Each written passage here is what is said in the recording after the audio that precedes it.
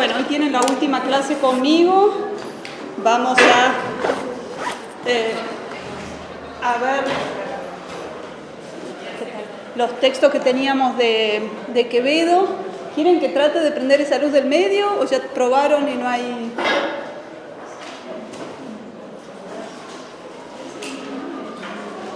No era tan difícil. Fíjense en el campus porque, no ahora, pero sí que cambié algún texto que yo primero les había puesto como algún texto de bibliografía que les había puesto entre los de obligatorios y después cambié, puse algunos más cortos de obligatorio y alguno que era más largo, me pareció que podía estar bien solamente como optativo. Y estoy hablando de la bibliografía ahora, que está en el campus y en lo que es obligatorio lo mandé también al CEFIL, pero ya sé que quizás tarde porque la chica que se ocupa de letras me había avisado que los lunes no llegaba, yo se lo mandé ayer y que los lunes no llegaba a mandar las cosas a publicar, pero bueno, les aviso que eso está. Bueno, vamos a ver entonces hoy lo que teníamos de Quevedo. Mi idea es después, al final de la clase, poder más o menos comentarles qué cosas espero yo que hacer como una especie de punteo de cuestiones que me parecen importantes para que ustedes tengan en cuenta en el parcial. A partir del jueves van a tener clases de vuelta con Diego Vila y ahí van a empezar a ver narrativa tanto en teóricos como en prácticos. Saben que lo primero que van a ver acá de narrativa en teóricos es el Lazarillo, que tienen que conseguirlo y vayan leyéndolo, es un texto cortito, sí. No, sí, es bastante indistinto, sí, si consiguen una edición con notas es mejor, pero fíjense que consiguen, hay bastantes ediciones buenas circulando. Y después van a ver el Guzmán de Alfarache, que eso sí van a tener una antología que les vamos a dar nosotros. Y en prácticos, miren que van a ver después, la semana siguiente, porque creo que todavía les queda una clase más de la parte de lírica en prácticos, van a empezar a ver unos capítulos del Quijote, que eso también no les vamos a dar para fotocopiar capítulos del Quijote, pero bueno, o se consiguen un Quijote o pueden leer, hay una versión online que es excelente, que tiene un montón de notas que después sus profesores les pueden indicar bien cuál es si no lo tienen. Bueno, entonces, vamos a ver hoy Quevedo, que de estos tres autores, de estos tres poetas del barroco, es el más joven. Quevedo nace en 1520 y muere en 1645. ¿No? Es un hombre de un montón de facetas, un erudito, también estuvo mezclado en la política, y como tantos autores de su época no publicó él en vida una colección completa de sus poesías y circulaban por supuesto sus poesías y participó en ediciones colectivas. Pero ya en su vejez estuvo preparando una edición, pero que no termina de salir hasta después de su muerte, en 1648. Su amigo González de Salas le publica lo que es como su mayor colección de poesías, que bajo el título de El Parnaso Español. ¿No? Pero piensen que él murió en 1645 y esto se publica en 1648. Y que este Parnaso Español está dividido en diferentes musas que hacen referencia a diferentes tipos de su poesía. tiene poesía, bueno, nosotros vamos a ver la poesía amorosa, que está bajo la musa Erato, pero también ahí está la poesía ética, la poesía burlesca y satírica, ¿no? Tiene muchas facetas Quevedo. Y dentro de lo que es su poesía amorosa, hay que tener en cuenta que Quevedo escribe un cancionero en la forma de los cancioneros petrarquistas. No toda su poesía amorosa está incluida dentro de ese cancionero, ¿no? Pero él tiene un cancionero que se llama Canta sola a Lisi, ¿no? Lisi es la amada, es entonces una compilación de poesías que hay sonetos, canciones, así como en la forma de Petrarca también, y con diferentes etapas, como quedó como establecido a partir del cancionero de Petrarca, que se dirigen solamente a esta amada Lisi, ¿no? Pero nosotros vamos a ver algunas poesías que son de ese cancionero y otros que no. Esto como para ir pensando de qué manera Quevedo conoce muy bien, fue también bastante muy teórico de la poesía, de la literatura, un pensador importante. Y incluso, no tendría que hacer esta salvedad, pero digo, también en su poesía amorosa se enmarcó y se puso en evidencia su erudición y el manejo de las tradiciones múltiples con las que siempre trabajaba, ¿no? Y siempre con una mezcla muy personal y muy ecléctica. No hace algo así como hace Góngora de romper tanto con las formas y con las tradiciones, pero tampoco es un seguidor conservador de tantas tradiciones, como quizás es un poco más Lope en cuanto a su lírica. Y como para que podamos llegar a leer todas las poesías, todos los sonetos que puse en la antología, vamos a ir mechando un poco los comentarios con los textos. Entonces, para ver un poco esta cuestión que les digo de la mezcla de tradiciones múltiples, de la particularidad tan ecléctica de la poesía de Quevedo, quiero empezar con el primer soneto que tienen ustedes en la antología, que es uno que no está dentro de este cancionero petrarquista, ¿no? Está dentro de lo que es la musa Erato, pero no el cancionero petrarquista de Canta sola a Lisi. Fíjense que acá vamos a ver una gran invención, una gran como innovación en la temática, por lo menos alejándose de lo que sería la forma petrarquista, ¿no? No es nuevo, va a hablar de un sueño, no es nuevo, no es que nunca nadie haya hecho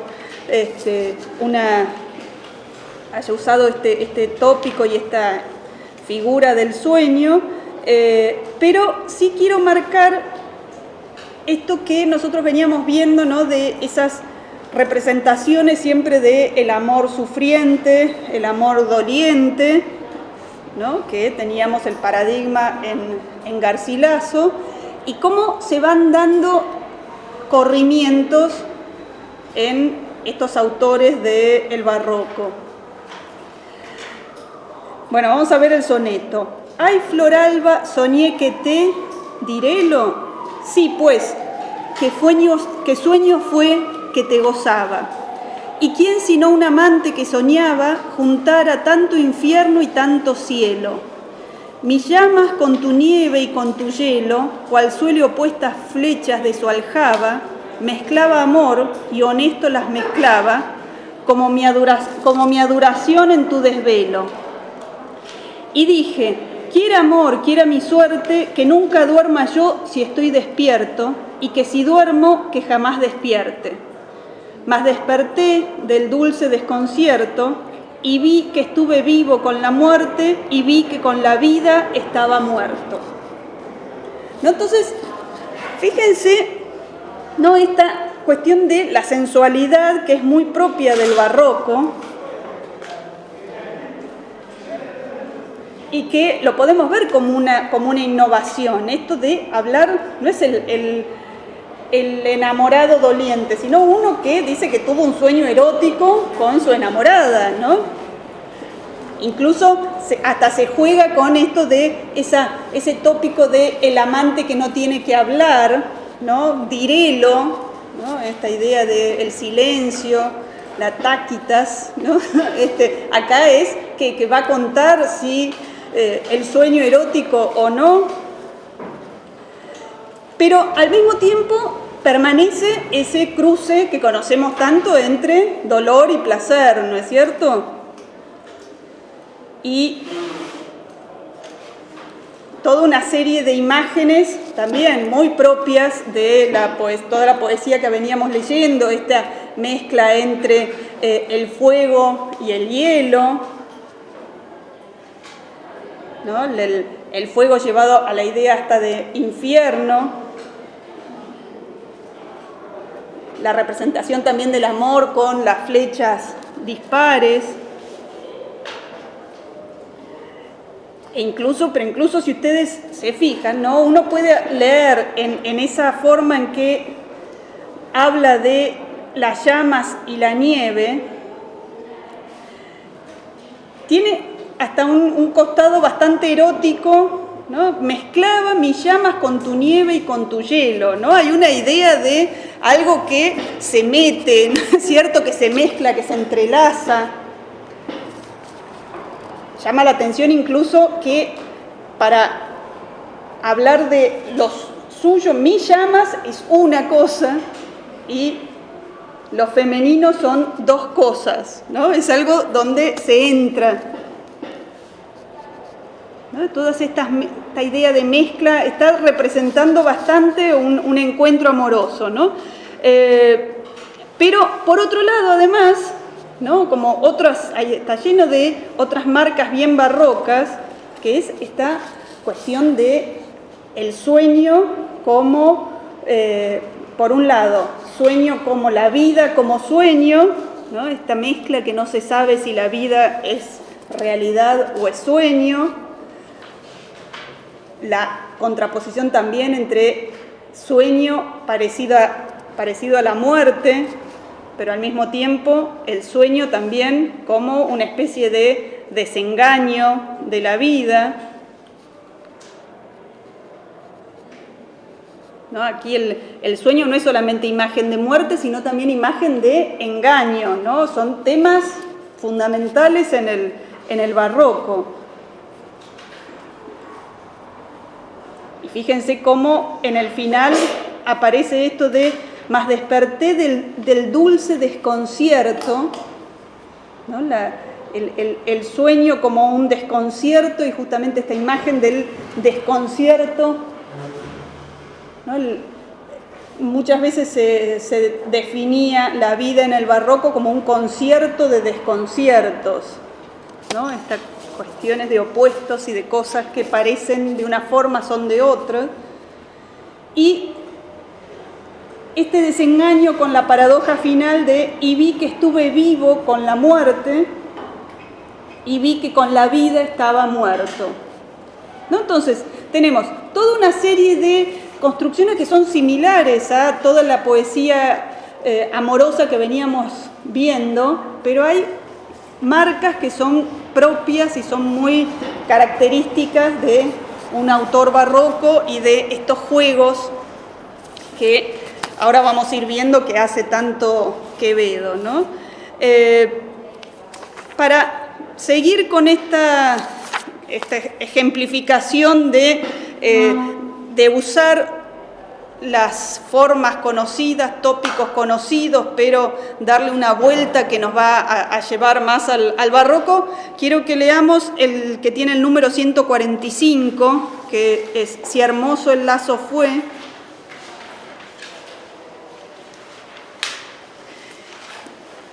Y comentarles también que entre las cosas que les dejé, hay unas páginas de una edición, de la edición de donde están sacados estos estos sonetos, ¿no? Que es la edición de Elías Schwartz y Ignacio Arellano, en el que en ese prólogo hay unas páginas donde se resume muy bien las tres tradiciones que están siempre detrás, no solo de la poesía amorosa de Quevedo, que ahí están mencionados y estudiados, pero también de todos los otros autores que estuvimos viendo, ¿no? Que es algo de lo que yo hablé en la primera clase. Antes había pensado dejarles un artículo más largo que tienen de Schwartz, que está entre los optativos, pero me parece que acá estaba compilado con más concisión, así que léanlo, ténganlo en cuenta, ¿no? Para ver cómo se determina, ¿no? Esta tradición, la tradición cancioneril del amor cortés, la tradición petrarquista y neoplatónica, y la tradición clásica que vuelve tanto en los autores del barroco, ¿no? De los elegíacos latinos. Y bueno, con varias de esas tradiciones está armado este soneto. Vamos a leerlo. Si hermoso el lazo fue, si dulce el cebo, fue tirana la red, la prisión dura. Esto a mi suerte, aquello a tu hermosura, preso y amante, lícida, les debo. El lazo me envidiaron Jove y Febo, amor del cebo envidia la dulzura, la red y la prisión mi desventura. Crece, yo las adoro y las renuevo, yo las adoro y nunca las padezco, y en la red y prisiones amarrado, lo que viví sin ellas aborrezco. Igualmente gozoso y abrazado, la llama adoro y el incendio crezco. Tan alto precio tiene mi cuidado. ¿No? Entonces, acá lo que quería ver es el tópico de la prisión de amor y el lazo como una red, ¿no? No lo vimos tanto en los sonetos de Garcilaso, pero es un tema que viene de Petrarca y que viene en realidad de los latinos, ¿no? Y es interesante para ver cómo acá se resignifica, se mantiene esa misma idea e incluso se hace mucho hincapié en la aceptación gozosa de la esclavitud, la esclavitud por el amor. Pero hay una exacerbación y algo llevado a la hipérbole, ¿no? Que son justamente rasgos bien barrocos de este gozo en la tortura, ¿no? Yo las adoro y las renuevo, yo las adoro y nunca las padezco, y en la red de prisiones amarrados lo que viví sin ellas aborrezco, ¿no? Hay quería mostrarles acá cómo se ve entonces esa exacerbación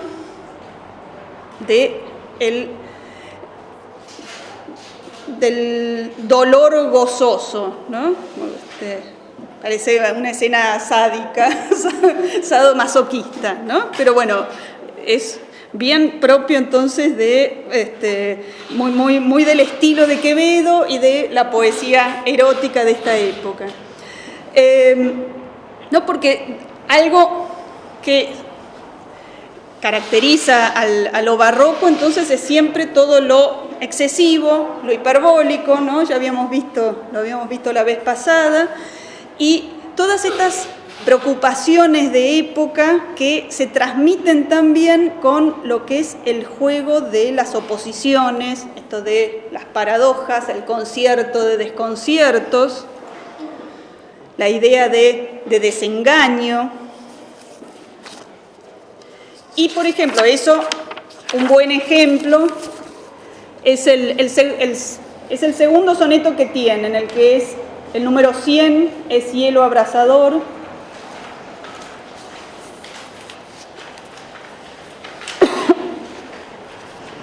Es hielo abrasador, es fuego helado, es herida que duele y no se siente. Es un soñado bien, un mal presente, es un breve descanso muy cansado. Es un descuido que nos da cuidado, un cobarde con nombre de valiente, un andar solitario entre la gente, un amar solamente ser amado. Es una libertad encarcelada que dura hasta el postrero parasismo. enfermedad que crece si es curada.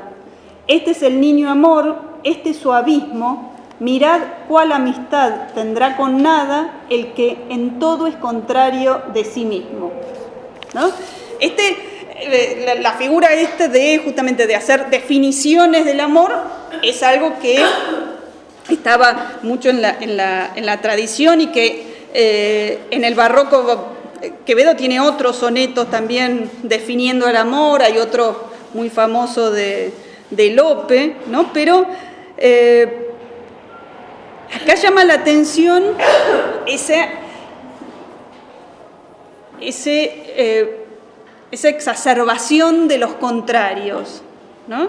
Y cómo se van dando también, se va haciendo definiciones a partir de estas relaciones conceptistas que van definiendo al amor, ¿no? Hay que encontrarle en qué punto van teniendo sentido esas definiciones, esos conceptos, esas correlaciones que encuentran, ¿no?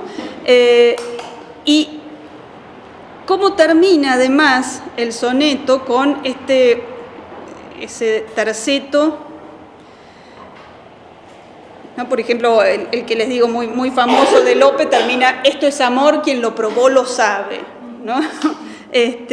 Acá termina con la definición: este es el niño amor y este es su abismo, ¿no? Me parece, es muy interesante esa palabra abismo,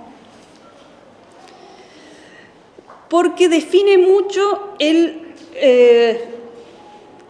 las preocupaciones del hombre barroco o incluso la visión del infinito, ¿no? Que es algo que está una y otra vez presente en poetas y especialmente en Quevedo, ¿no? Esto de asomarse a un abismo, la idea también del desengaño tiene un poco que ver con eso, ¿no? Desengaño es sacarse las vendas, ver las cosas de otra manera, y no solo ver las cosas de otra manera, es como si hubiera múltiples realidades, ¿no? Sino como, es llegar a ver, piensen que se pensaba en una única verdad, ¿no es cierto?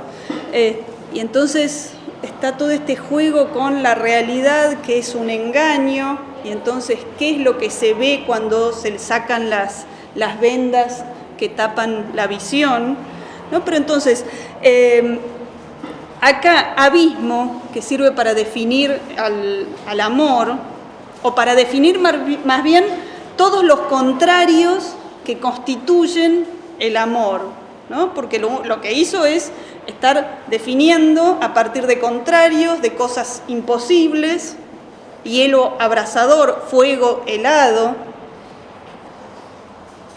¿no? Entonces el unir esto con la idea de abismo, de asomarse a algo que atrae y al mismo tiempo da miedo, ¿no?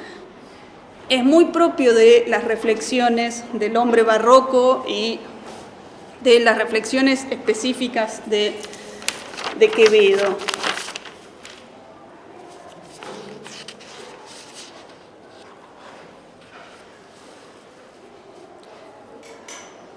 ¿No? Y si seguimos con esta idea de ver la violencia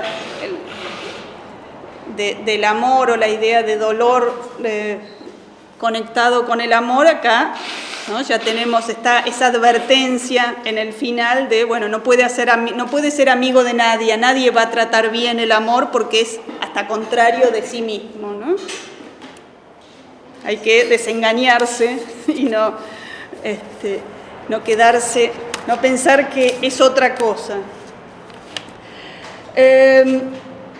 Y para seguir pensando en Quevedo, ¿no? Una característica diferencial de la poesía amorosa de Quevedo, que lo diferencia bastante de sus de Lope y de Góngora, es cómo usa para la lengua poética usa conceptos y términos propios de la meditación moral, ¿no? La pasión amorosa se celebra también con términos, con una lengua que es propia de la meditación moral, ¿no? Y por eso les digo cómo se van colando en todos los textos de Quevedo, y nosotros lo vemos aquí en la poesía amorosa, estas reflexiones que apuntan, que son casi filosóficas, ¿no? Y esto se puede ver con el soneto que es el número 137, el que qué perezosos pies, qué entretenidos.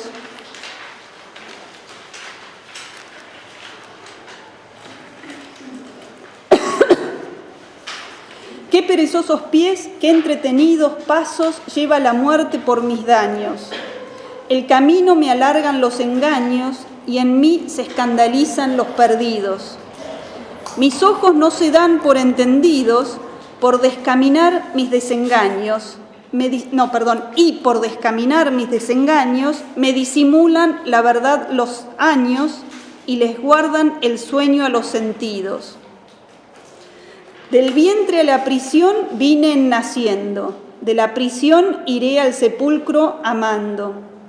Cuantos plazos la muerte me va dando, prolijidades son que va creciendo, porque no acabe de morir penando.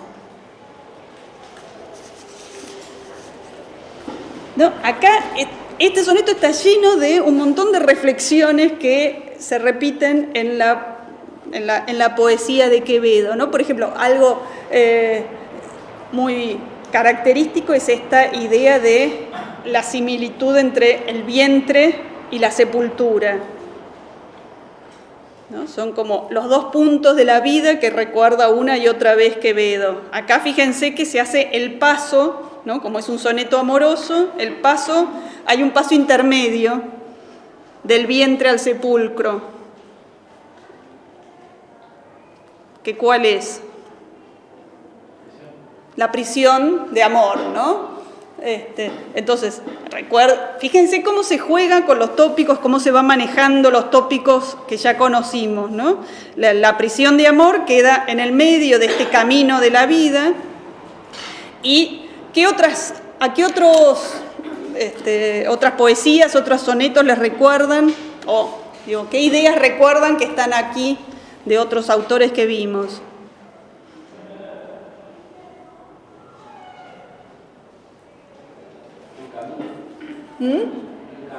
El camino, ¿no es cierto? ¿Se acuerdan la importancia de esa figura del camino en los sonetos de Garcilaso, en principio, ¿no? De estar perdido, ¿no es cierto? De la idea de ir como descaminado, ¿no? ¿Se acuerdan también? Uno de los sonetos que vimos de Góngora hablaba también de este personaje perdido, ¿no? Andar perdido en un camino, ¿no? La vida como un camino, es el tópico también del hombre como un peregrino.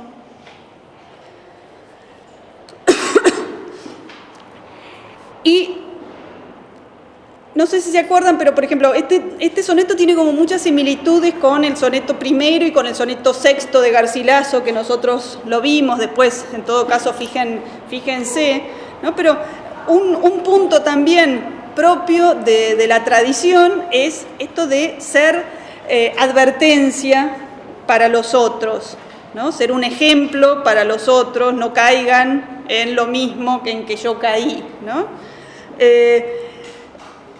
Pero fíjense que acá, yo creo que Quevedo da como otra señal de lo hiperbólico, porque acá dice, y en mí se escandalizan los perdidos, ¿no? Ni siquiera ella, ojo, los otros enamorados, acá ya hasta los perdidos se escandalizan de lo perdido que estoy yo, ¿no?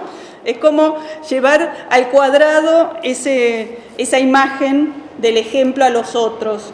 En mí se escandalizan los perdidos. Y hay muchísimo hincapié en todo lo que tiene que ver con el engaño, el disimulo, ¿no? El disimulo es otro tema esencial en el barroco, ¿no?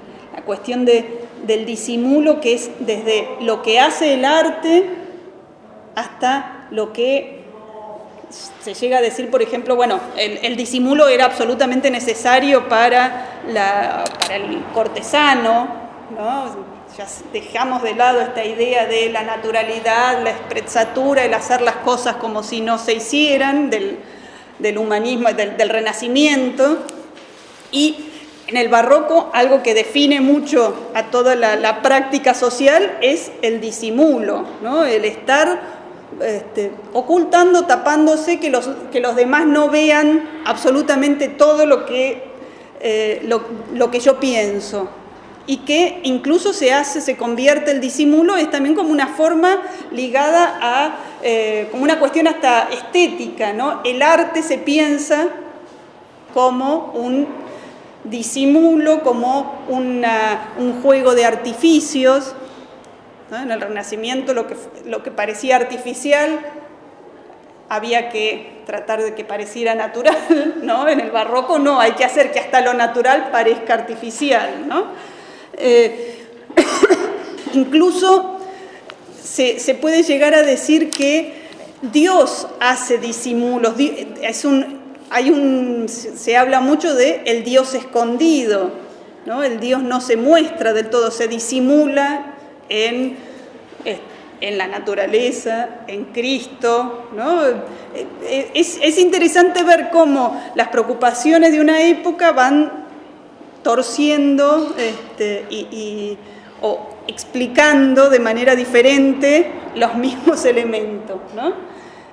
O viéndolos con una óptica muy distinta. Pero bueno, me parece que este soneto sirve bien para explicar esto que les decía de esa meditación moral que se mezcla en la poesía amorosa, que no es el único, en los otros también, ¿no? Pero me parece que acá se puede ver bien claro. Y se ve más que nada por la marca que hace entre los pasos de vientre, sepultura. Sí, pero también con esta idea de desengaño, por ejemplo, ¿no?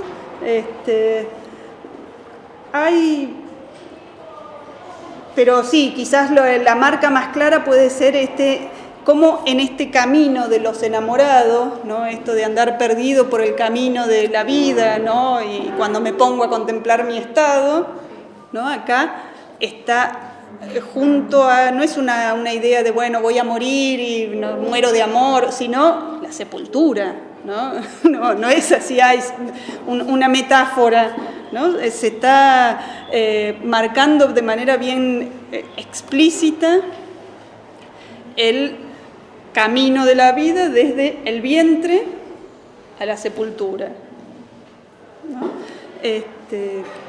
¿No? Quevedo también, por ejemplo, otros en esos juegos del vientre a la sepultura, la otra duplicidad que usa muchas veces es de los pañales a la mortaja, ¿no? Sí, era como las mismas telas son los pañales y la mortaja, ¿no? El principio y el final, ¿no? Como nunca olvidar esto. Y acá entonces, en este desvío, que esa idea entonces se dice en dos versos, del vientre a la prisión vine naciendo, ¿no? Nací para estar enamorado, y de la prisión iré al sepulcro amando, ¿no? Se mantiene esa idea del amor más allá de la muerte, que después lo vamos a ver en el último soneto que vamos a ver hoy.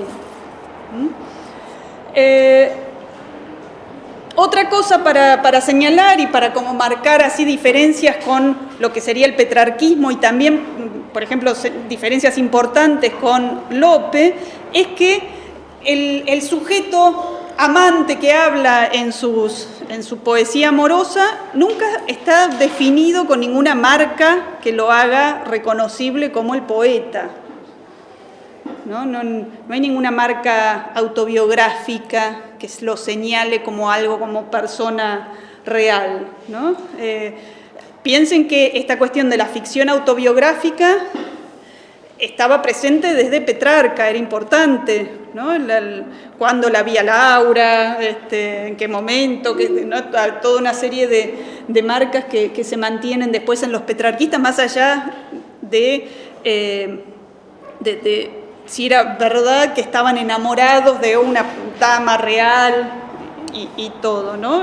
Se hacía esta ficción autobiográfica. Y vimos la vez pasada que en Lope eso es definitorio de su poesía, ¿no? El vitalismo de Lope, ¿no? Que todo va a contar todas sus minucias en su poesía y siempre tiene que estar él de alguna forma, ¿no?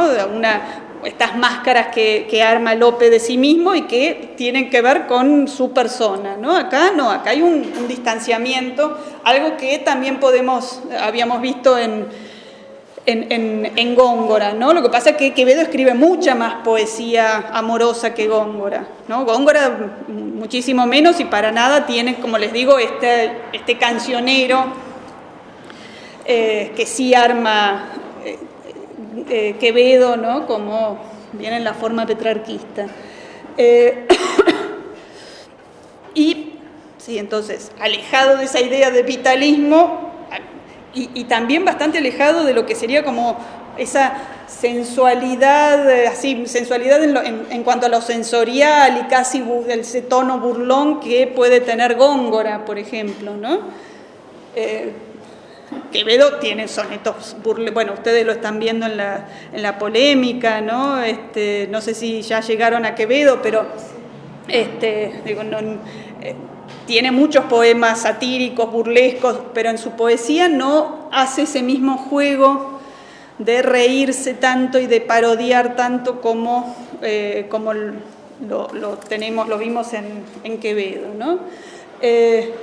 Siempre va a predominar un tono como más filosófico, más ético, algo más serio y más reflexivo, ¿no?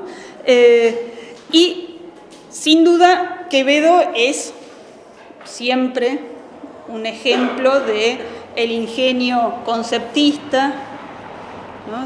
Este conceptismo con el que les hinchamos tanto en el barroco. Tienen varias cosas para leer sobre que hablan de cómo es este conceptismo. En la parte de Quevedo les dejé unas páginas que son muy buenas, que ahora estoy siguiendo también bastante, un artículo de Mercedes Blanco sobre el conceptismo en Góngora, en Quevedo, perdón, que bueno, ¿no? Ya saben esto de que el conceptismo era la base de la literatura del barroco, ¿no? Hace muchos años se hacía como una diferencia, una distinción entre conceptistas y culteranos que ya se ha demostrado que no es cierta, que no se puede encontrar por ahí, no se puede marcar por ahí la diferencia entre estas dos escuelas, ¿no? Porque lo conceptista incluye a todos y es la base de todos. Y en cuanto a esta idea de el concepto y lo conceptista, ¿no? Hay que tener en cuenta cómo los sonetos amorosos y casi toda la poesía amorosa, que es bastante, son siempre como composiciones breves, van a sostener generalmente una idea, ¿no? Tienen una unidad muy marcada, muy notable, y buscan transmitir en una sentencia, ¿no? Algo que podría ser, incluso uno lo podría redondear también, decir como un concepto general del soneto, ¿no? Es algo que es además perfectamente comunicable, una idea que es explicable más allá, en pocas palabras, más allá de todos los versos del soneto en estos casos, ¿no? Este concepto general entonces del soneto, o esta sentencia del poema, da siempre como una fachada racional al poema. Que esto no es solamente propio de Quevedo, ¿no? Así se manejaba la poesía de la época, ¿no? Hay como un juego entre textos que en cierta medida parece que están haciendo una declaración lógica, ¿no? Que están construyendo un enunciado lógico, pero que en realidad es casi como una fachada, ¿no? Como una argumentación retórica que no tiene todos los pasos. No es que se puedan comprobar las cosas que se dicen, ¿no? Porque más que nada lo que se busca siempre es crear ese efecto emocional, comunicar transmitir una cierta emoción, pero que va siempre ligado a una idea, transmitir una idea, ¿no? Convencer y conmover al lector.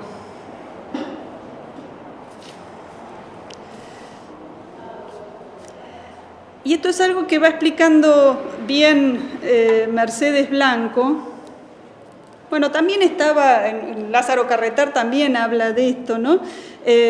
Cómo lo particular de la poesía barroca y de Quevedo en especial, es que este efecto como emocional y dramático que tiene la lírica, necesita estar apoyado en una lógica racional, ¿no? Porque se busca siempre transmitir una idea con la que se pueda asentir, estar de acuerdo, ¿no? Se busca que el lector acuerde con lo que se está diciendo. Y esta sería esa lógica del ingenio conceptista, donde se da la paradoja de que los textos que se están construyendo siempre buscando las metáforas más extrañas, ¿no? Porque siempre se busca, en el barroco se busca la innovación, sorprender, lo excéntrico, ¿no? Lo que es hasta exorbitante y como poco creíble, pero pretenden al mismo tiempo que tiene que tenga como alguna aceptación lógica, que esté apoyado en algo que tenga sentido, ¿no? No es que se pueden hacer conexiones, estas conexiones del conceptismo como en cosas absolutamente tiradas de los pelos, ¿no? Para que sea un buen concepto, tiene que haber alguna apoyatura lógica en estas conexiones de objetos extraños que se tratan de reunir, ¿no? En algún punto tienen que tener un sentido racional, digamos.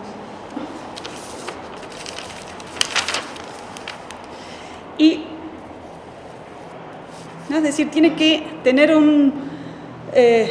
esas correspondencias piden un fundamento. Así, por ejemplo, un término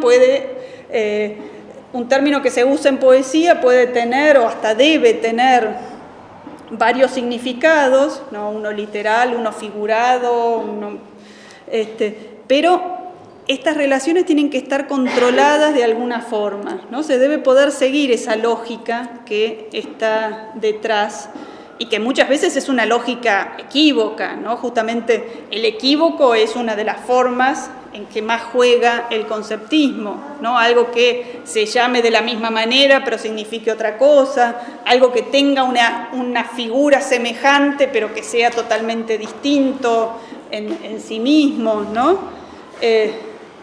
Es decir, tiene que ser correspondencias, ¿no? ¿Se acuerdan la definición del concepto, que es exprimir las correspondencias que se encuentran entre los objetos, ¿no? Esas correspondencias tienen que ser asombrosas, inauditas, ¿no? Se tiene que buscar siempre lo que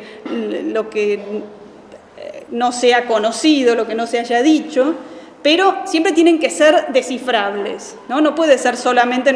En esto es como marcar una gran diferencia con lo que podría ser una poesía surrealista que habla solamente de la subjetividad del poeta que escribe, ¿no? Y de las imaginaciones que puede tener. No, acá tiene que haber, para que sea considerado bueno, tiene que haber un fundamento que se pueda seguir, ¿no? Y esto me parece que podemos ejemplificarlo, además de con otros, en todo se puede ver, pero un buen ejemplo es el soneto que tiene el número 101, que dice: piedra soy en sufrir, que lo vamos a ver bien claro, está también en los anteriores, pero bien claro en el último terceto. Piedra soy en sufrir pena y cuidado, y cera en el querer enternecido, sabio en amar dolor tan bien nacido, necio en ser en mi daño porfiado, medroso en no vencerme acobardado, y valiente en no ser de mí vencido, hombre en sentir mi mal, aún sin sentido, bestia en no despertar desengañado.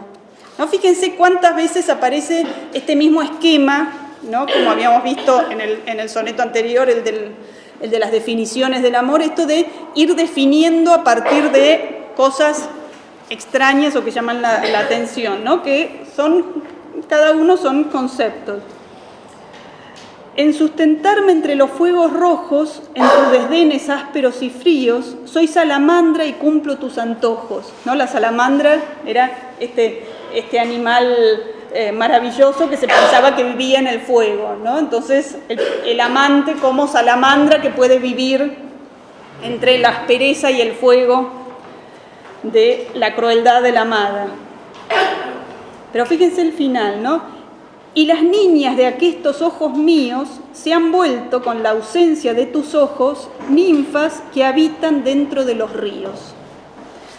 No, me parece que justamente en todos los otros se ven estos juegos de conceptos y que tienen que tener alguna conexión lógica para tener sentido, pero me parece que es muy claro en este último terceto, en el concepto que se arma acá, ¿no? Las niñas de los ojos son las pupilas, ¿no? Una forma de llamar a las pupilas es las niñas de los ojos. Y entonces, fíjense cómo se juega acá. De niñas, como pupilas, ¿no? Las niñas de aquestos ojos míos, se va a tomar directamente el sentido de niñas, no el de pupilas. Y entonces, las niñas se van a convertir en ninfas. Las ninfas, que son estas divinidades que viven en los ríos, siempre en un lugar acuoso, ¿no? Con lo cual, los dos ríos son sus lágrimas. Los dos ríos son sus lágrimas, los dos ríos son sus ojos en realidad, ¿no? Entonces, las niñas de los ojos, las pupilas, acá se han convertido en ninfas porque están viviendo en dos ríos que son sus ojos que no dejan de llorar, ¿no? Entonces, ven cómo se construye, más que nada, digo, me siento como medio tonta describiendo, ¿no? Como traduciendo la poesía, ¿no? Pero es sobre todo para marcar cómo es el mecanismo, ¿no? De qué manera se hace ese mecanismo de que tenga que tener alguna, que se vaya haciendo como una cadena de sentidos que se puede rastrear. Porque además, fíjense que se mantiene dentro de toda la tradición del llanto, de no parar de llorar, de convertirse en agua, aquí llorando, como decía Garcilaso. Bueno, creo que es en un soneto que no leímos en clase, ¿no? Pero que ustedes lo tienen, que es uno que empieza con hermosas ninfas que en el río metidas, ¿no? Y que el poeta termina diciendo, bueno, si sigo así me van a tener que recibir en el agua porque me van a tener que recibir en el lugar donde ustedes habitan porque me voy a convertir todo en agua, ¿no? Pero entonces ven cómo se toma ese otro sentido del mismo objeto, jugando con el nombre, no del mismo objeto, ¿no? Del otro sentido del término. Entonces, ¿no?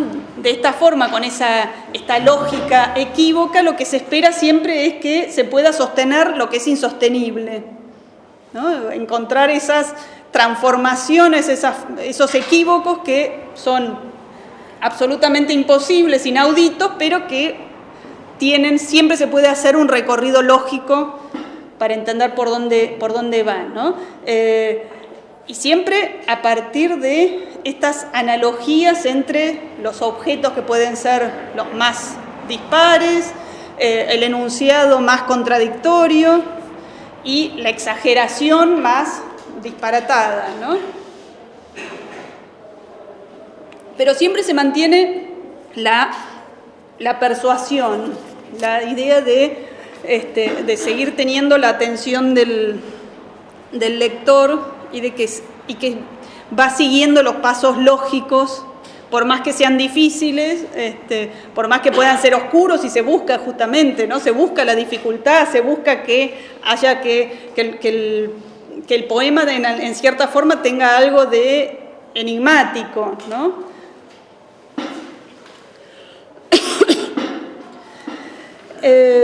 Pero siempre entonces esta lógica conceptista que se puede asimilar a una cadena de tópicos y tropos, ¿no? Con los significados que se van desplazando, se van yendo para un lado y para otro. Y entonces es justamente eso, ¿no? La agudeza conceptista consiste en encontrar esas determinaciones de tipo simbólico o de tipo figurativo que son ajenas a la coherencia, pero que uno puede decir, claro, de acá con esto se conecta con esto otro, y entonces puedo establecer este concepto, esta correspondencia, ¿no? Son siempre como piruetas del lenguaje, piruetas del sentido, pero bueno, siempre con esta base lógica. Y por eso Mercedes Blanco, bueno, no es la única, ¿no? Pero en el artículo que tienen habla de sofismas, ¿no? El sofisma justamente como un argumento falso, pero que tiene una apariencia de realidad, de verdad, no de realidad, ¿no? Un argumento falso que tiene una apariencia de verdad. Y así son los conceptos y las agudezas conceptistas de la poesía barroca, ¿no? Como argumentos persuasivos que son como una especie de simulacro de un pensamiento racional. Pero justamente lo interesante, lo que busca el poeta barroco es que llame la atención y que uno diga, no, pero acá me está llevando por este lado y acá me doy cuenta del salto que me hizo hacer, ¿no?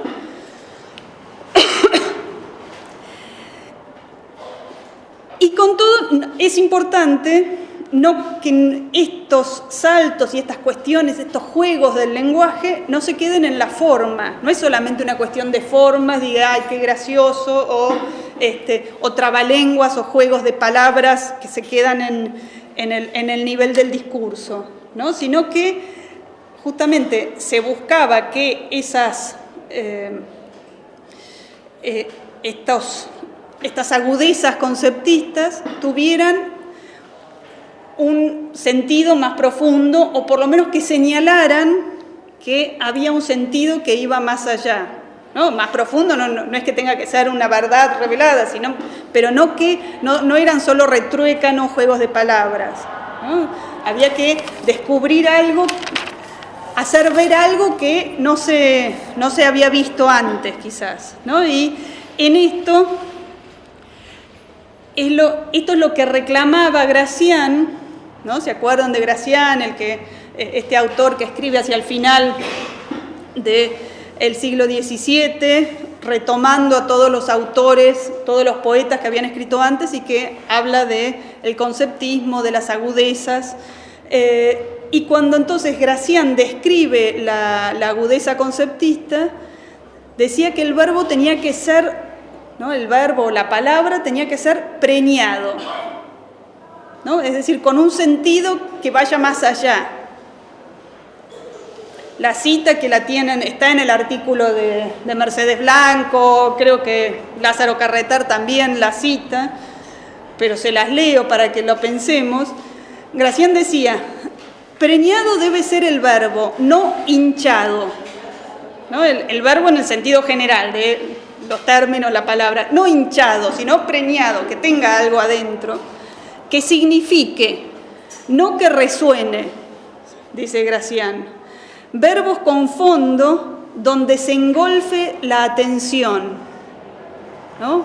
Engolfar quiere decir meterse, ¿no? Un golfo es un lugar donde se pueden meter los barcos, ¿no? Y acá donde se engolfe la atención es que la atención se pueda meter por ahí y a veces se puede quedar también medio perdida, ¿no?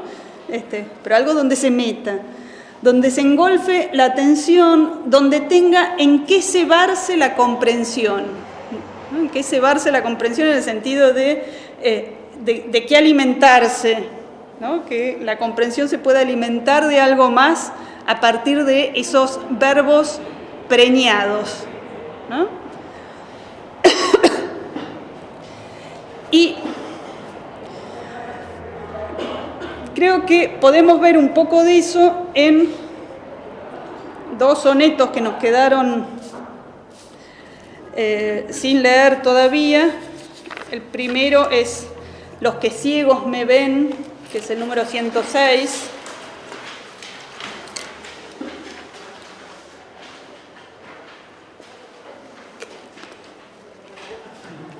Que este es el tercer soneto del cancionero Alisi.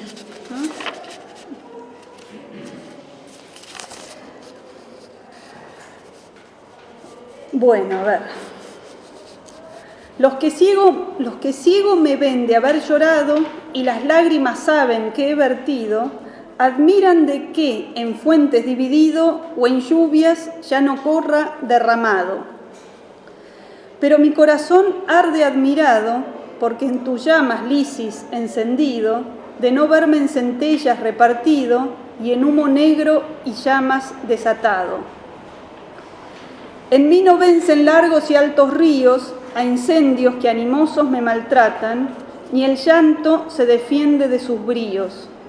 La agua y el fuego en mí de paces tratan, y amigos son por ser contrarios míos, y los dos, por matarme, no se matan.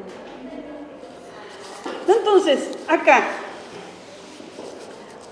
tenemos por un lado dos ideas antitéticas, ¿no? El agua y el fuego, ¿no? Estas dos imágenes que tanto aparecen en toda la poesía amorosa de la época, ¿no? Y además, ¿cuántas veces vimos esas figuras de los enamorados convertidos en ríos, ¿no? El llanto, estoy todo en lágrimas bañado, ¿no?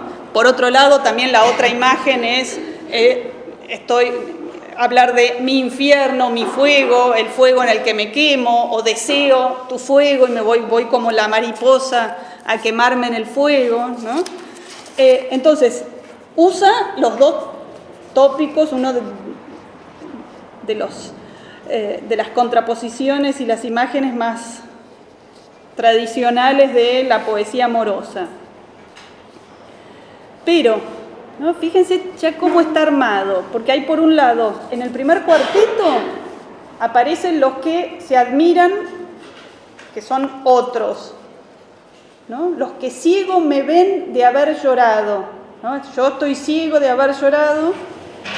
También hay algo de ellos están ciegos, pero bueno, ¿por qué? Porque se admiran, ¿no? Y las lágrimas saben que he vertido, admiran de qué, se admiran de qué, en fuentes dividido o en lluvias yo no corra derramado, ¿no? Se admiran de que yo no esté convertido directamente en ríos, que es esa imagen tópica. En el segundo cuarteto es desde el punto de vista del yo, o que está así, la sinécdoque de mi corazón, pero mi corazón arde admirado, porque en tus llamas, Lisis, encendido, de no verme en centellas repartido y en humo negro y llamas desatado, ¿no? Pero de lo que yo me admiro es de no estar convertido directamente en centellas, fuego y estar quemándome por tu fuego. Y viene después en los tercetos la explicación lógica, podría ser, que acá aparece además como justamente con esta idea de lo inaudito, lo que siempre tiene que pasar, pero que en mí no pasa. En mí no vencen largos y altos ríos a incendios que animosos me maltratan, ¿no? En mí el agua no apaga incendios, ni el llanto se defiende de sus bríos, ni tampoco el agua, ¿no? No funcionan de otra forma en esta naturaleza que soy yo, este pequeño mundo que soy yo. Las cosas no funcionan como deberían funcionar, ¿no? Siempre entonces estamos otra vez en estas ideas de lo hiperbólico del amor, lo inaudito de su pasión, ¿no? Hay una diferencia que soy yo, ¿no? En mí no pasa eso. Y fíjense cómo termina, ¿no? Las cosas que son opuestas se conciertan justamente para hacerle la guerra al yo poético. La agua y el fuego en mí de paces tratan, y amigos son por ser contrarios míos, y los dos por matarme no se matan, ¿no? Los opuestos se conciertan para prolongar la tortura. Claro, sí, hacen las paces, ¿no? Se reúnen para ponerse en contra de mí y prolongar mi tortura, y los dos por matarme no se matan, ¿no? Acuérdense también esta imagen de la inmovilidad, la cosa de que no se termina de salir de un lugar en el que se está. ¿Se acuerdan que ya lo veíamos desde Garcilaso? Acá también está, pero llevado a una forma de expresión que es muy particular y muy barroca también, ¿no? Porque en última instancia lo que se está diciendo es que yo soy un prodigio porque en mí las aguas no vencen al fuego, ¿no? Y como que yo contengo todo eso, contengo todas esas fuerzas contrarias, que es una buena imagen de lo que es la idea del hombre barroco lleno de tensiones que no se terminan de resolver nunca, ¿no? El hombre barroco compuesto de estas tensiones imposibles, ¿no? Y acá se está definiendo también así a partir de tópicos amorosos, tópicos de estas ideas que vimos tantas veces, de los contrarios, la inmovilidad, el no poder salir, el estar siempre en un círculo que no se termina de romper, ¿no?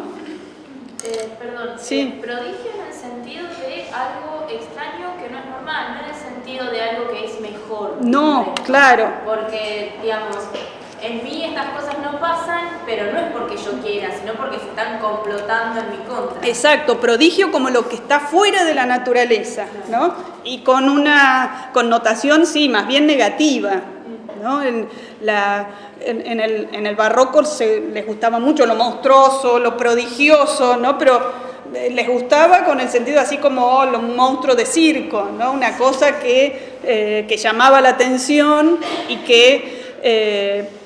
que también era señal de todo un montón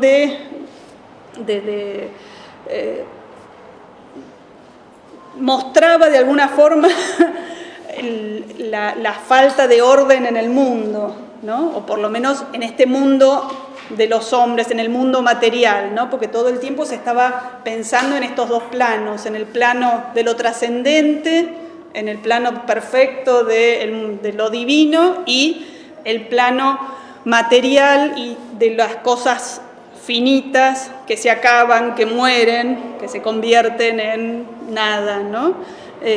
Y que está lleno justamente de todas, de cosas que salen de la armonía, ¿no? Y que salen de lo natural. Y justamente los prodigios, lo monstruoso, muestra, ¿no? La palabra ya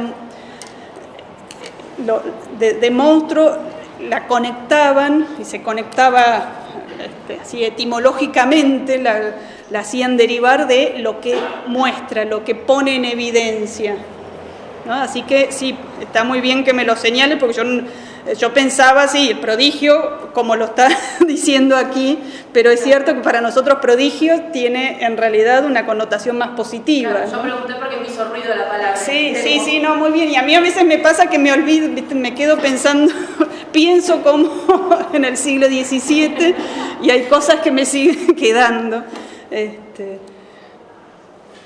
¿Algún comentario? ¿Algo que quieran decir de pasamos al otro? ¿No? Fíjense, yo lo que quiero resaltar es cómo se maneja lo ingenioso, ¿no? Y cómo los tópicos se resignifican y se muestra el estilo personal también, ¿no? Y cómo entonces está una y otra vez la idea de lo inaudito. Decir algo nunca dicho, ¿no? Acuérdense la diferencia también con lo que es la estética de lo armonioso en el Renacimiento, que es lo que busca Garcilaso, y por más que también esté siempre la idea de hacer algo personal, pero no se está buscando lo que haga como lo que chirríe.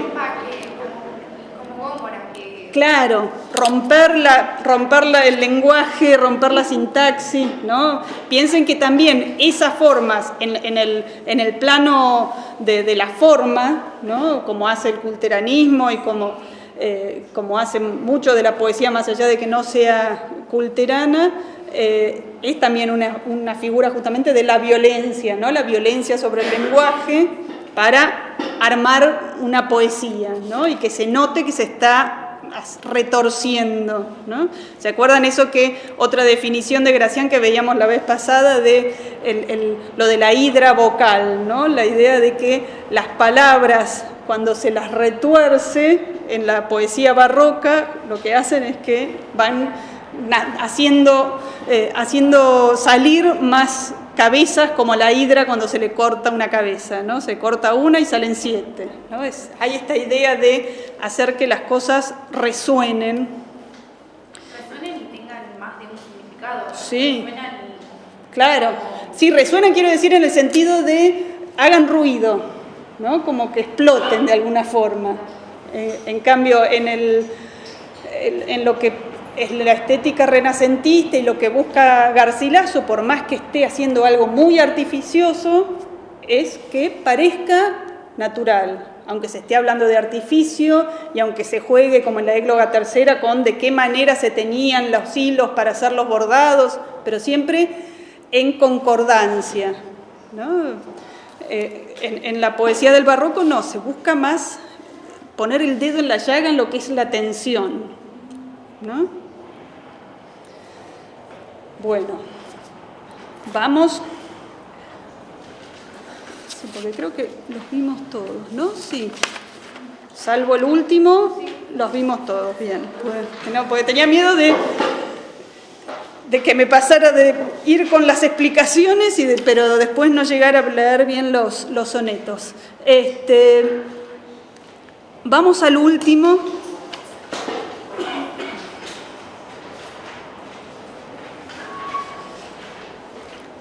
Que es uno de los sonetos más famosos de Quevedo, y que tiene algo muy particular, porque la idea se entiende con claridad, pero hay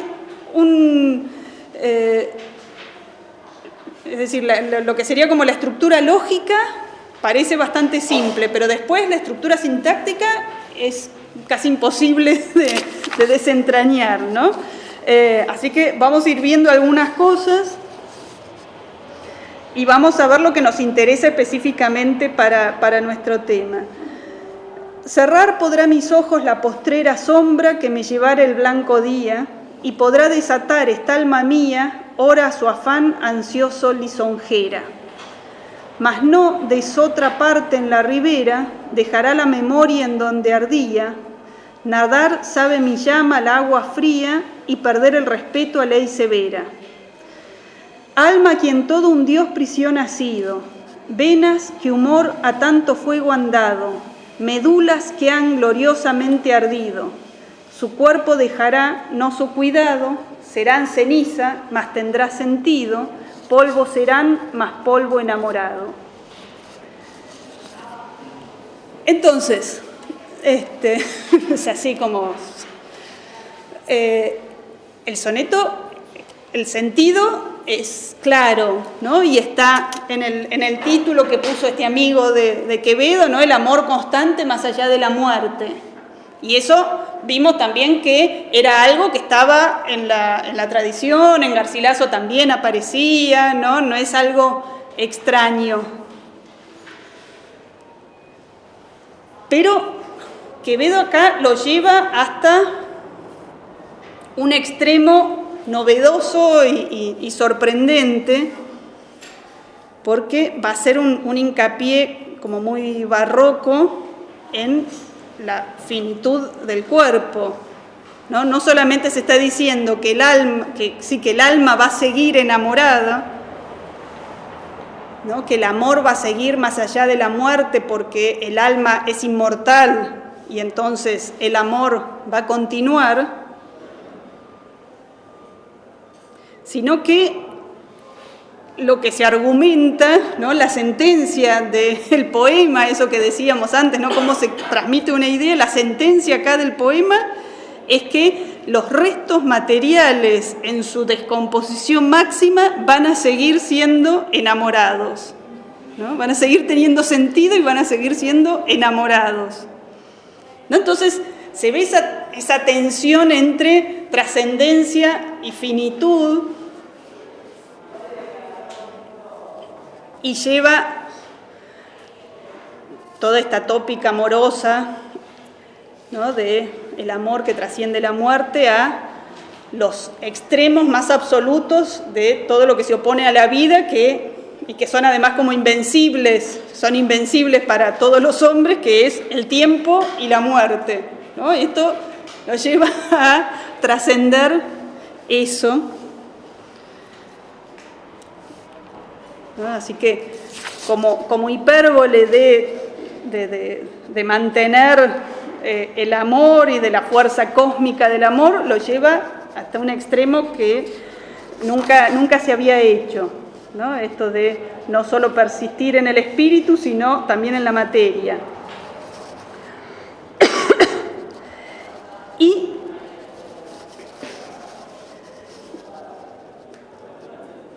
¿no? Esto que decíamos, por un lado, la idea se entiende bastante claro, incluso se puede decir, sí, es evidente que el soneto dice dos veces lo mismo, porque los cuartetos y los tercetos apuntan hacia lo mismo, ¿no? Están diciendo los dos la misma cosa, que la muerte no va a hacer que se olvide de su amada, ni que se pierda ese amor. Por otro lado, también tenemos que tener en cuenta, ¿no? Una cosa que quizás uno no nota tanto, o bueno, quizás porque ya parece casi conocido este soneto, es que hasta el final en realidad no se pone en evidencia que se trata de un soneto de amor, más allá del título, ¿no? Si no leemos el título, no hay una mención al amor hasta el último verso, de polvo enamorado.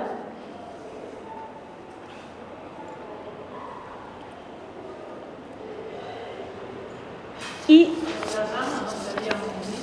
¿qué?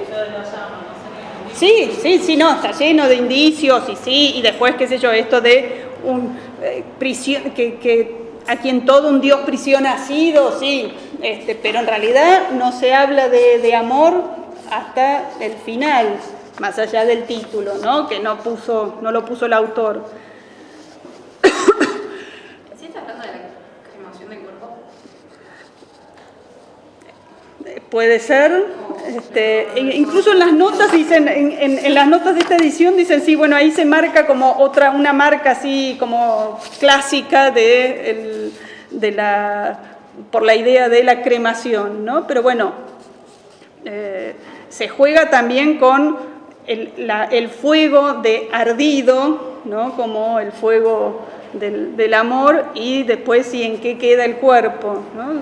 Puede ser que se haga como una referencia, no era algo que se hiciera, no se cremaban los cuerpos en la época de Quevedo, sí en la época clásica, ¿no?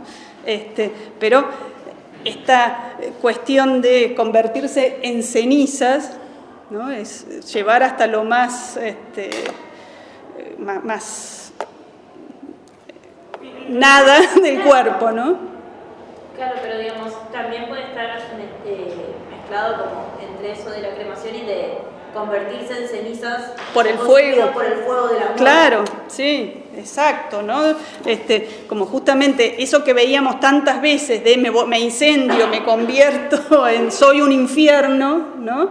¿En qué queda eso? Que es un infierno en ceniza, ¿no? Pero, por ejemplo, es complicadísimo si uno se pone a ver en el primer cuarteto, es muy difícil descubrir bien o tener una certeza sobre la sintaxis. Los dos primeros versos más o menos sí. En los dos segundos, porque bueno, cerrar podrá.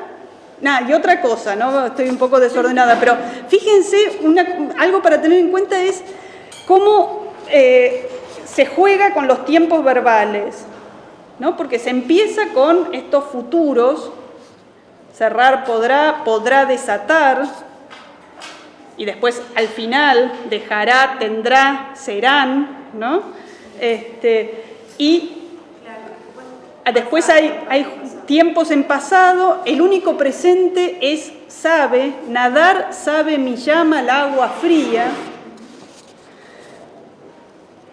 Pero en realidad, desde el principio, ¿no? El soneto está construido a partir de una cláusula concesiva, que es ese cerrar podrá, ¿no? que es como una... que refleja esta idea de obstinación desde el principio, ¿no? Uno puede decir, me podrán decir, pero yo voy a seguir haciendo, ¿no? Entonces fíjense que está marcado con ese cerrar podrá, y todo lo demás, pero terminó en polvo enamorado, ¿no? Podrá pasar todo esto, pero enamorado es la última palabra, ¿no?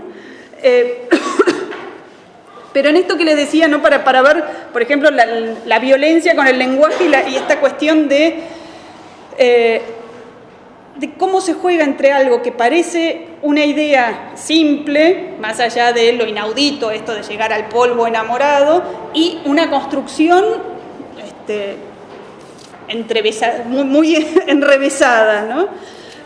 Sí. Esto de polvo enamorado y que recién a los últimos se mencionan como palabras vinculadas al amor, tiene que ver con esto de sorprender al lector, digamos, de primero hacer como una cosa súper más claro. general y después ir a lo más. Sí, claro. Piensen que siempre está una cuestión fundamental es eso, lograr el asombro, ¿no? Y ya esto que les decía de empezar con esta cláusula concesiva, uno está todo el tiempo esperando, bueno, pero ¿qué? ¿No? Como que te hace todo el tiempo estar pensando en qué va a terminar. Exacto, sí.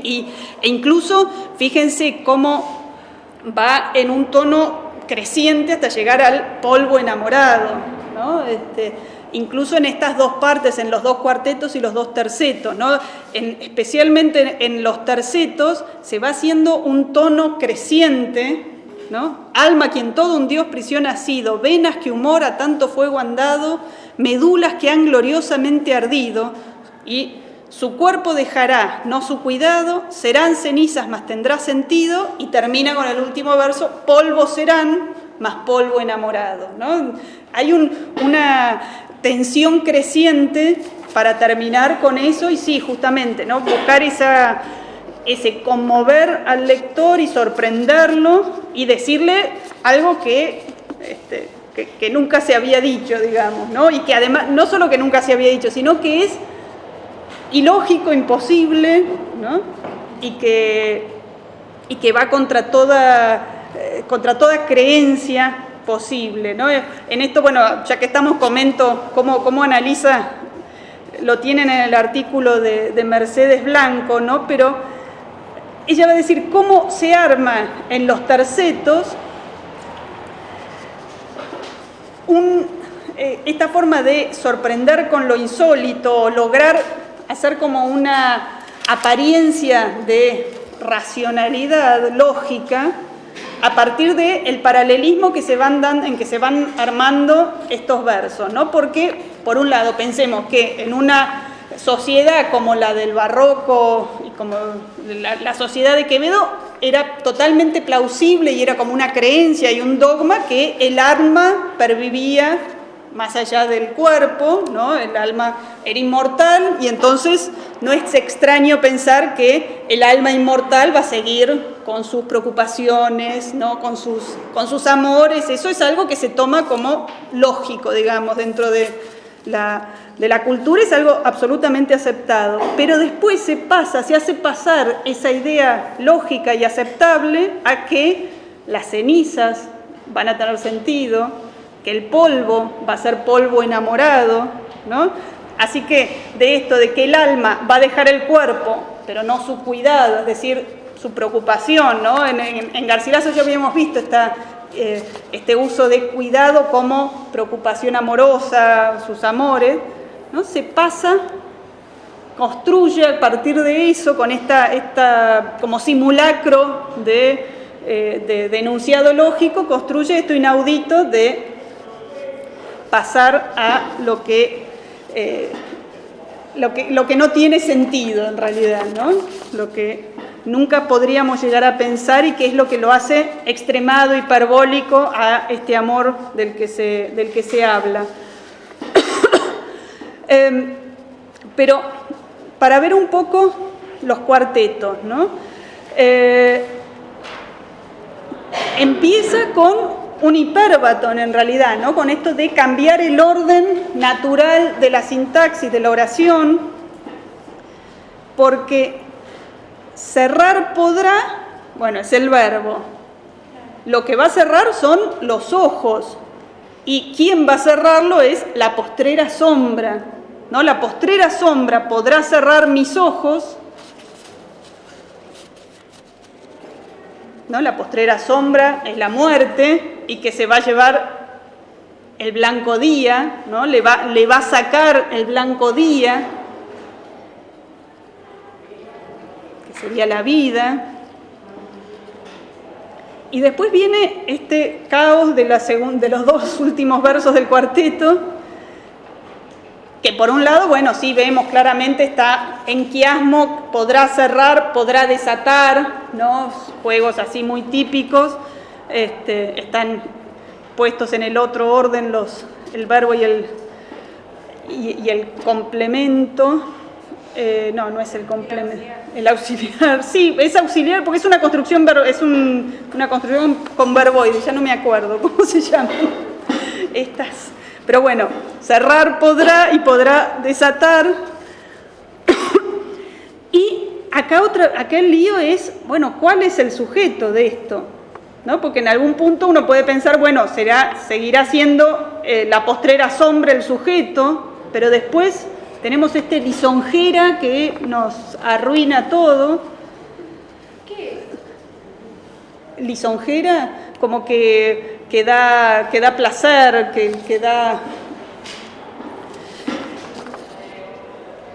Y entonces, de muchas interpretaciones posibles, la más aceptable y la más aceptada que van a encontrar, y en general así se anota, es que esos versos se podrían rearmar diciendo, y la hora lisonjera, ¿no? La hora sería el sujeto en realidad.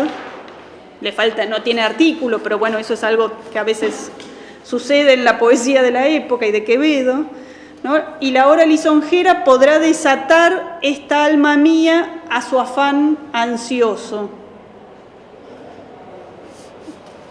A mí de todas formas me sigue haciendo, entiendo todo el sentido, pero no termina. Sí, Hace ruido de todas formas. Hace ruido de todas formas, pero lo más raro que es cierto que uno lo lee y cuando lo lee dentro del verso, dentro de todo el soneto no suena tan raro, uno entiende más o menos qué está diciendo, pero bueno, lo que es importante tener en cuenta es esto de el alma desatada de algo que quiere ser desatada, ¿no? Sacada del cuerpo, de la cárcel del cuerpo, y esta idea de estar ansiosa el alma por llegar, por dejar de lado el mundo. Pero vayamos a lo siguiente, ¿no? Entonces, es importante esto de esa fuerza de esa obstinación, ¿no? Podrán, pero, ¿no? Y así viene en el segundo cuarteto, mas no, desotra parte en la ribera, dejará la memoria en donde ardía, ¿no?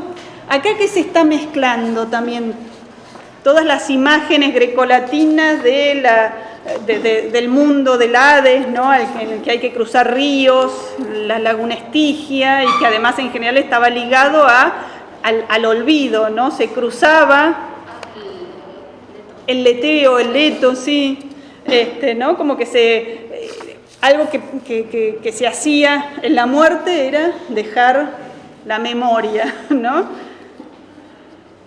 Y acá se marca entonces otra vez esa idea de rebelión.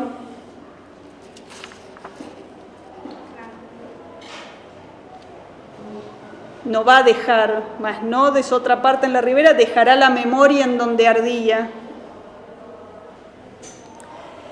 Y los siguientes versos que son casi como una declaración de principios, ¿no? Nadar sabe mi llama al agua fría y perder el respeto a ley severa, ¿no? Como mi alma sabe manejarse en las mayores adversidades y no hay ley que la rija. Claro, y es interesante esto de perder el respeto a ley severa, que en algún punto hasta se podría servir para definir la estética del barroco también, ¿no? Esto de perder el respeto a todo lo anterior, torcer las cosas, hacer lo que nunca se había hecho, ¿no? Y perder el respeto a ley severa, eso no lo voy a cumplir, ¿no? Todo lo que está diciendo es como un capricho de la voluntad y de la fuerza del sujeto que va más allá de lo que se le impone, ¿no?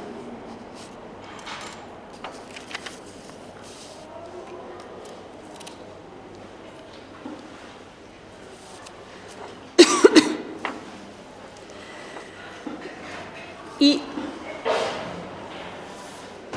llegado a este punto de rebelión, vienen estos que son casi como apóstrofes al alma, a las venas, a las médulas, ¿no? Que acá están, la forma en que se usaba era grave, médulas, por eso así queda bien en el verso.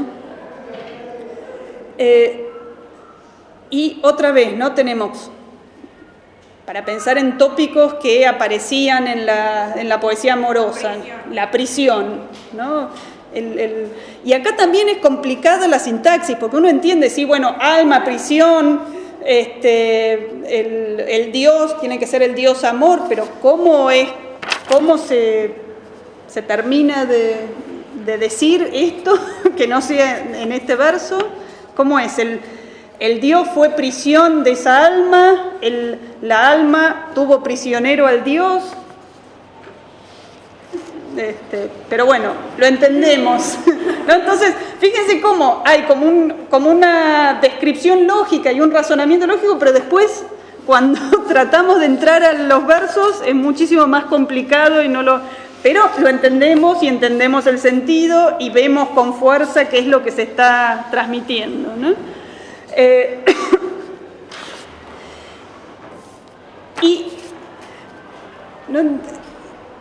Otra vez, ¿no? Para marcar, por ejemplo, esos tópicos. Fíjense cómo tenemos acá el agua, la idea de fuego con el gloriosamente ardido, la prisión, pero todo un poco descolocado, porque acá el agua del llanto del poeta petrarquista, del enamorado petrarquista, se convirtió en el agua del infierno, ¿no?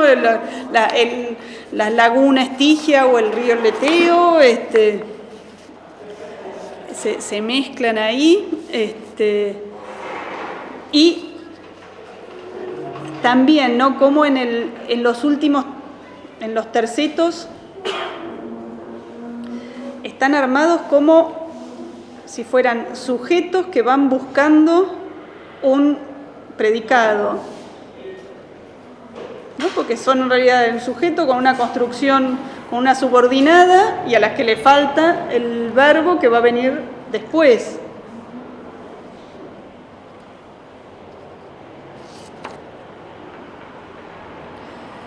Igual solo en el primer terceto.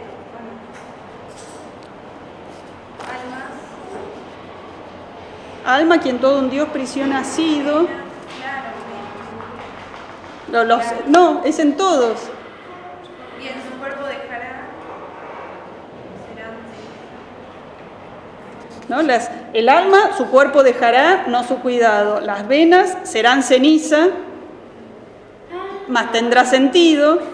Las médulas, que han gloriosamente ardido, polvo serán, más polvo enamorado. ¿Ves cómo está? La construcción es paralela toda, pero...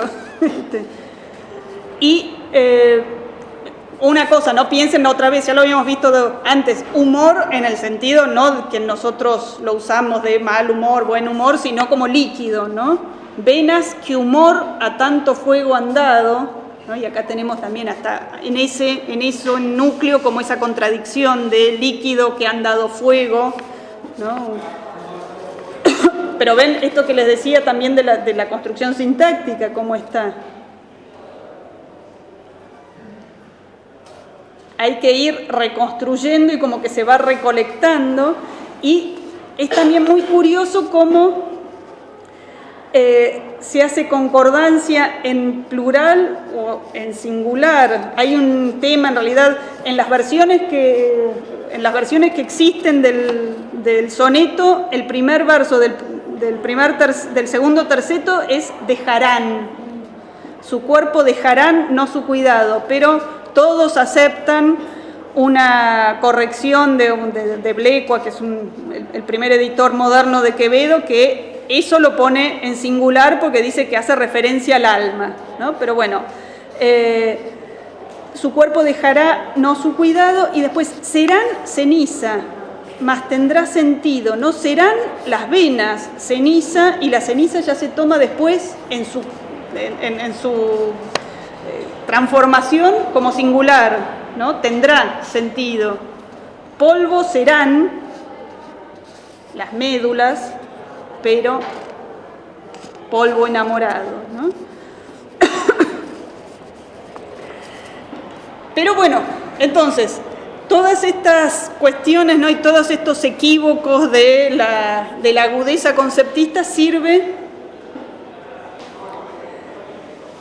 para, como una forma, como decíamos, de denunciar los equívocos y las apariencias engañosas del mundo, ¿no? Como una realidad que está puesta en duda todo el tiempo y de la que hay que desengañarse, quitarse las vendas y ver como mirar hacia el abismo, ¿no? Y este soneto también nos pone como frente al abismo, y en pensar en esta vida más allá de la muerte, pero más allá de la desaparición de la nada, ¿no? Hasta dónde hay conciencia cuando ya se ha convertido todo en polvo, ¿no? En ese sentido se puede ver claro cómo Quevedo mezcla todo lo que son las preocupaciones amorosas y los tópicos amorosos con un sentido filosófico y una mirada profunda sobre la vida, ¿no? Eran todas cosas que siempre le interesaban y sobre las que siempre reflexionaba Quevedo.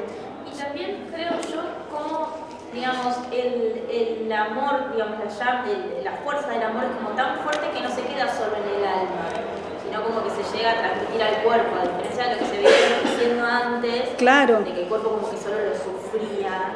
Sí. También lo siente todo ese amor. Sí, exacto, ¿no? Está muy bien. Y justamente, ¿no? Eso es como la paradoja así muy barroca de pensar en esta idea de trascendencia, ¿no? De que trasciende la muerte, pero al mismo tiempo está la idea de cuerpo ahí metido, ¿no? Para pensar en esta trascendencia, en esto que va mucho más allá de lo que siempre se pensó, está el cuerpo, ¿no? Y está la idea de lo físico. Claro, la sensualidad. Claro, sí. Siempre hay algo que se siente, bueno, espiritualmente, pero también tenés Lo corpóreo, ¿no? Como que justamente el hombre es esta mezcla de las dos cosas, no se separa, ¿no? Se está pensando justamente en esto, ¿no? Que se es el cuerpo también y que el cuerpo entonces también va a seguir enamorado, ¿no? Así que sí, no, exacto, están muy bien eso que me marcaban. La idea más bien al revés, pensando en la mentalidad de la época del Calderón, de la liberación y que la vida verdadera viene después de la muerte, que cualquiera que hace es otorgarle un valor de verdad al sentimiento cuando traspasa el mundo sensible y sigue viviendo más allá en el mundo verdadero. Sí. Te da como un valor de verdad que al morirse no se acaba. Claro, no, sí, es que está justamente esa tensión, ¿no? Eso es lo paradójico, ¿no? Que para hablar de esa trascendencia y de ese que va a seguir más allá, tenga que hablar del polvo, ¿no? Porque no dice mi alma va a seguir sino el polvo va a ser enamorado, ¿no? Está puesto en primer plano, en el final, en lo que dice de inaudito el soneto, la materia, ¿no? Entonces sí, por un lado, lo que pasa es que son diferentes también las miradas, si bien son cercanas y también está esa reflexión, esa idea de la trascendencia en Calderón y en Quevedo, pero hay en Quevedo una tensión mucho más fuerte y como un conflicto mucho más fuerte con lo físico, con lo sensible, exacto. Entonces sí, no es que se resuelva, no es que uno puede decir no, acá solamente, sino que se pone, la poesía también lo que hace es eso, como hacer que uno lo piense, ¿no? Por eso lo del verbo preñado, ¿no? Te hace justamente pensar, bueno, ¿dónde está puesto? En el cuerpo, en el alma, hay algo. Así que no se puede, justamente es una paradoja, no se puede resolver del todo, ¿no? Nunca se termina de dilucidar. Bueno, terminamos entonces con Quevedo. No sé si quieren hacer alguna pregunta, comentario. Yo ahora, si quieren, les cuento más o menos qué cosas me fui pensando que para que tengan en cuenta. Por un lado, tengan en cuenta que voy a tomar solamente los textos que analizamos, ¿no? Porque hay varios, por ejemplo, de Garcilaso, sí, ahora hay varios de Garcilaso que no leímos, ¿no? No les voy a tomar esos, así que solamente los que vimos, sí. Perdón, ¿no sabía si hay fecha ya de parcial? Sí, el 30 de septiembre. Se toma en el teórico, sí, se toma en el teórico el parcial, sí. Y después lo que sea recuperatorio, porque vieron, no sé si saben cómo es ahora, o quizás algunos solo entraron con este nuevo plan, pero antes solamente se tomaba el recuperatorio si uno tenía ¿cómo se llama? Un certificado médico. No, perdón, ahora no. Ahora también se toma recuperatorio si si tienen un aplazo en el parcial. Y los recuperatorios se toman al final. Así que puede ser que les toque esperemos que a nadie, pero se tomarán los dos el mismo día, veremos que haya 4 horas en todo caso, pero va a ser así, ¿no? La única forma de poder resolver cuándo se toma el recuperatorio es después de que se hayan corregido el primer parcial y que se tengan las notas, entonces recién por eso se puede hacia el final tomar el recuperatorio. ¿Alguna pregunta más así de fecha? Otra cosa, bueno, tengan en cuenta que entra lo que yo les di en las clases, pero también la bibliografía que yo les di, ¿no? Después pregúntenle bien a Diego Vila cómo son sus pautas, ¿no? Pero yo les aseguro que la bibliografía que yo di y lo que comenté de la bibliografía es algo que yo espero que puedan ustedes poner en juego, ¿no? Cosas que me interesa que tengan en cuenta o que me interesa que hayan adquirido, es que, por ejemplo, puedan diferenciar estilos diferentes en las poesías de Garcilaso. ¿Se acuerdan que vimos que había como 2 épocas? Que eso lo puedan ver, ¿no? Y también entre Garcilaso y los poetas barrocos que vimos, ¿no? Es decir, entre Renacimiento y Barroco, y también entre los 3 que vimos, ¿no? Que puedan recuperar estas diferencias que estuvimos señalando entre Lope, Góngora y Quevedo.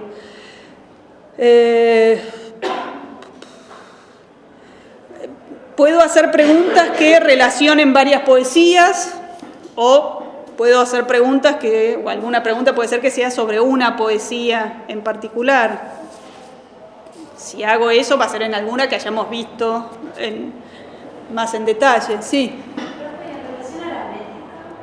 En relación a la métrica, lo que esperamos, no les vamos a tomar cosas de métrica, pero sí que no me digan que un soneto está escrito en octosílabos, o que tiene rima sonante, ¿no? Digo, son cosas que ustedes tienen que saber, pero no les vamos a tomar así como cuestiones técnicas de la métrica, ¿no? Ni la rima, pero sí que ustedes sepan esas cosas que son... Después, por ejemplo, cosas que me interesa que hayan retenido ciertas ideas, ¿no? La idea de imitación renacentista, la idea de innovación y originalidad dentro de la tradición, ¿no? Cómo se juega esta cuestión de la imitación, pero también innovación y mezcla de tópicos y tradiciones. También cuestiones de, por ejemplo, las imágenes tópicas que se repiten en todos los autores que vimos, ¿no? La idea de, puede ser que les tome algo que tenga que ver con la figura del camino, de la cárcel, ¿no? Esas cosas son, no sé cómo van a ser las preguntas todavía, pero digo, son cosas que ustedes piensen que tienen que cuando vayan estudiando, a ver si las tienen en claro. ¿No? Y también, por ejemplo, cómo de estos tópicos cada autor da su versión particular. También, ¿no? Así pensando, tengo así listado ideas que me interesa que hayan retenido. Hola, Mariana. Cómo en la poesía se entrelaza forma y contenido, ¿no? Entonces, si les pido que analicen alguna parte, ustedes fíjense estas cosas que señalamos, ¿no? De qué manera se dice también con la forma lo que está en el contenido. Y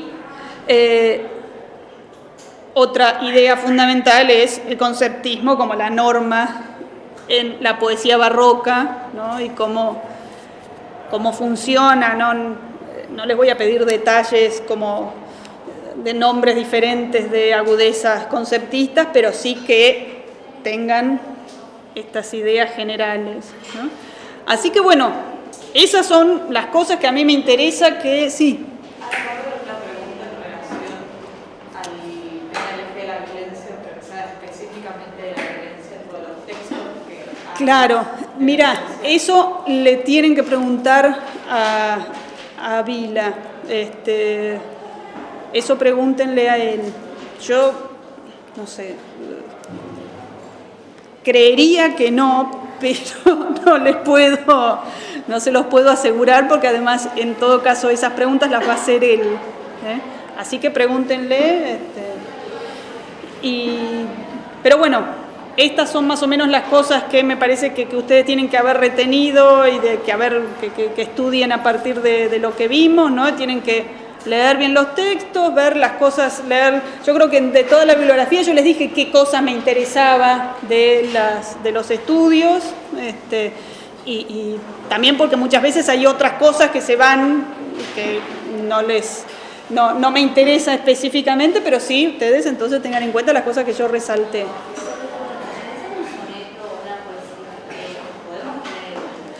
Sí, los textos los van a tener. Sí. Claro. Sí. Las antologías. Sí, no importa. Sí, porque tampoco es que no les voy a pedir exactamente lo mismo, digo, que ustedes lo pongan en juego, no, sí. Así que, ¿alguna pregunta más de esto? ¿No? Bueno, nos veremos entonces en el parcial directamente.